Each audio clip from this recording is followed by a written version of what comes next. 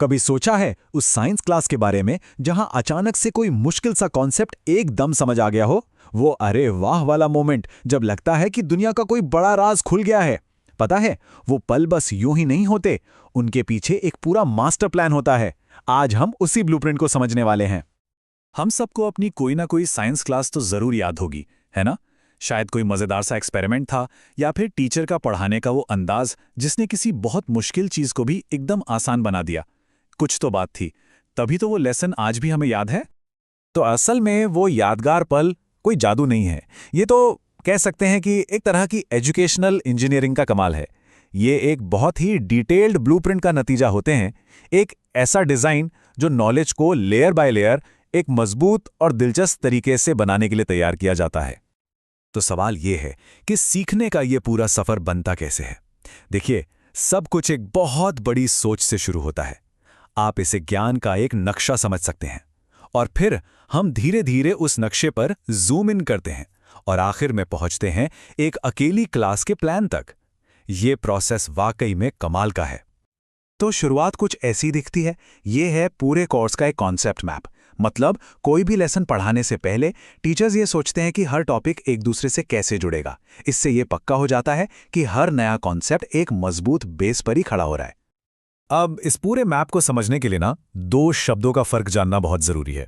एक है करिकुलम और दूसरा सिलेबस। तो देखिए, करिकुलम वो बड़ी पिक्चर है कि हम क्या पढ़ा रहे हैं और क्यों पढ़ा रहे हैं, जबकि सिलेबस उस कोर्स का एक डिटेल्ड रोड मैप है। मतलब कैसे और कब पढ़ाना है। ये पूरी प्लानिंग प्रोसेस ना बिल्कुल एक कैमरे के जूम लेंस की तरह है। हम शुरू करते हैं एनुअल प्लान से, जो कि एक बहुत बड़ा पैनोरामिक व्यू है। फिर हम जूम इन करते हैं यूनिट प्लान्स पर, जिसमें कुछ हफ्तों के टॉपिक्स एक साथ होते हैं। और आखिर में हम और जूम करते हैं लेसन प्लान्स पर, जो एक दिन की क्लास की पूरी डिटेल स्क्रिप्ट होती है। कमाल की बात यह है कि हर लेयर अपनी पिछली लेयर में एकदम परफेक्टली फिट होती है। लेकिन सवाल ये है कि इन सारे प्लान्स को आपस में जोड़ता क्या है? वो कौन सा धागा है जो साइंस एजुकेशन की इस पूरी चादर को एक साथ बुनता है? वो हैं कुछ फंडामेंटल आइडियाज, ऐसे विचार जो हर साइंस लेसन की नींव में होते हैं। ये जो 9 आइडियाज है ना, ये साइंटिफिक सोच का निचोड़ हैं। ये सिर्फ टॉपिक्स नहीं है, बल्कि ये वो लेंस हैं जिनके जरिए साइंटिस्ट दुनिया को देखते हैं। जब टीचर्स इन कॉन्सेप्ट्स के जरिए पढ़ाते हैं तो वो सिर्फ फैक्ट्स नहीं सिखा रहे होते, बल्कि सोचने का एक नया तरीका सिखाते हैं। जैसे कि कॉज एंड इफेक्ट, यानी कारण और प्रभाव का कॉन्सेप्ट। ये हमें समझाता है कि कोई भी चीज क्यों होती है। चेंज यानी परिवर्तन हमें नेचर के पैटर्न दिखाता है, जैसे मौसम का बदलना। सिस्टम हमें सिखाता है कि कैसे अलग अलग हिस्से मिलकर एक पूरी चीज बनाते हैं।